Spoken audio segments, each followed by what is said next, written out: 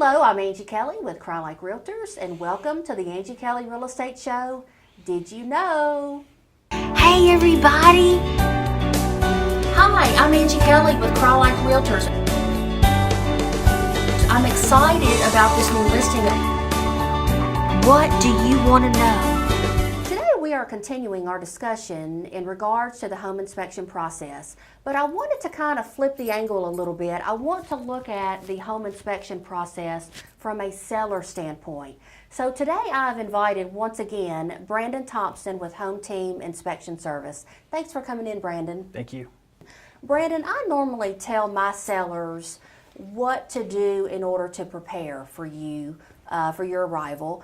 I usually tell them to clean the AC coils, change the air filters, clean out the jacuzzi tub, because that's something that I know you'll check, and then check all the light bulbs to make sure that they're operable. Is there anything else that you can think of that sellers should do in order to prepare for their home inspection? Sure.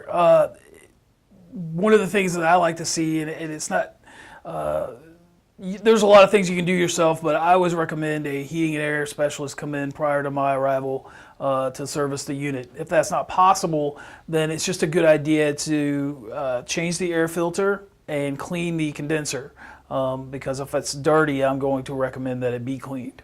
Beyond that, the electrical panel needs to be accessible, so no refrigerators stacked in front of it. I need to be able to get to it, no stored items, anything like that. If you have windows that don't open for one reason or another, if they're painted shut or they just don't work, if you could put those in or get those fixed, that's another great thing to do.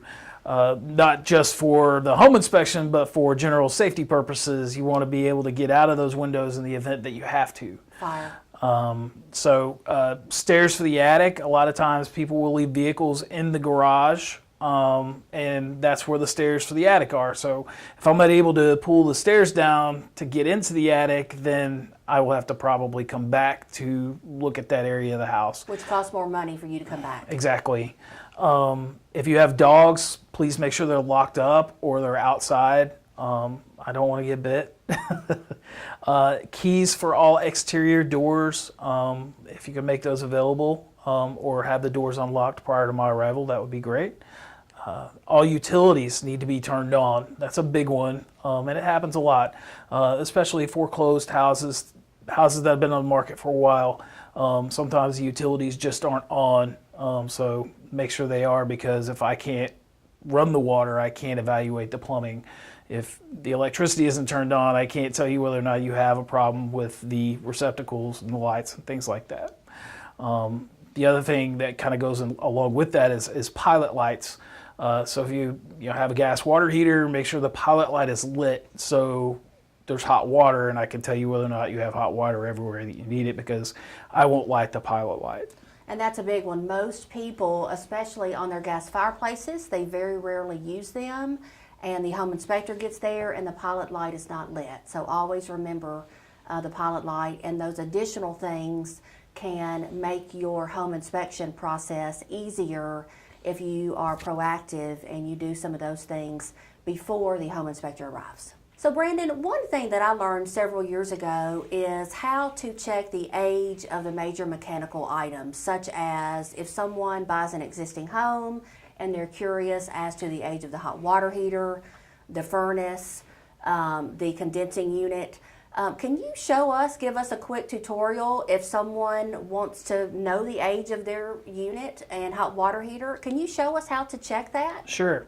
Heating and air systems, water heaters, they all have a shelf life. Any mechanical device has a shelf life, so it's important to know how old your systems are. So for instance, a water heater, generally speaking, you can get about 10 years out of it. Once it hits the 10-year mark, I usually try to inform my clients, hey, it's getting a little older.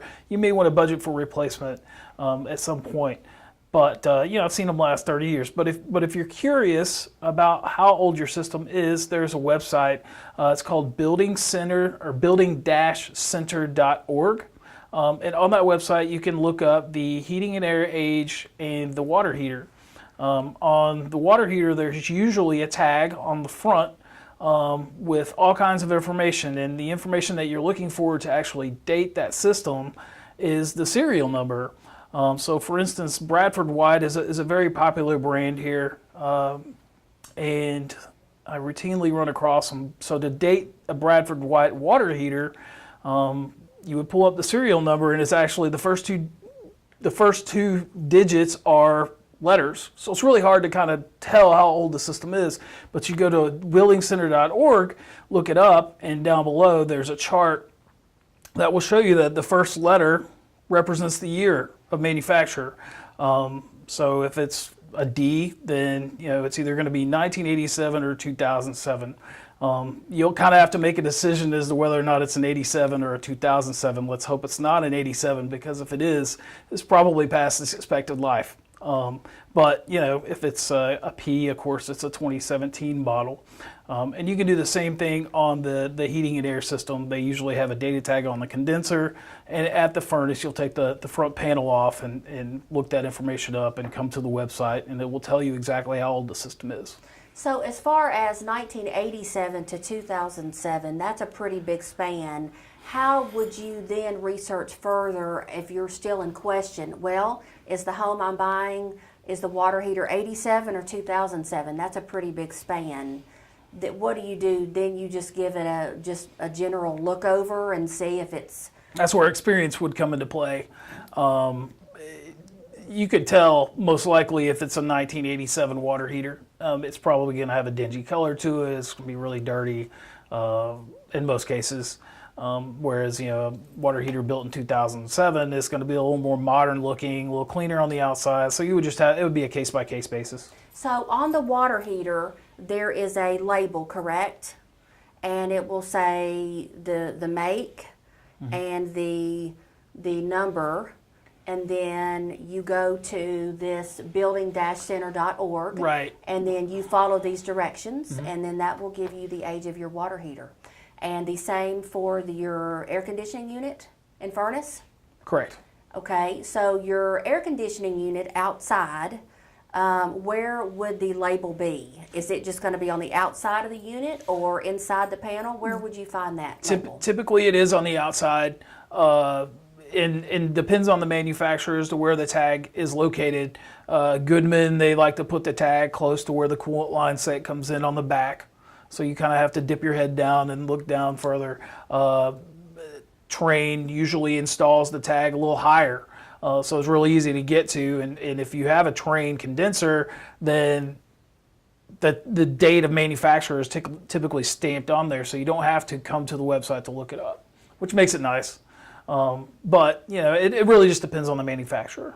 That is fabulous information. So everybody, if you're curious as to the age of your mechanicals, make sure you write down this website. It's building-center.org, and hopefully you will get some good information from that. Thanks for tuning in, everybody. Have a great day.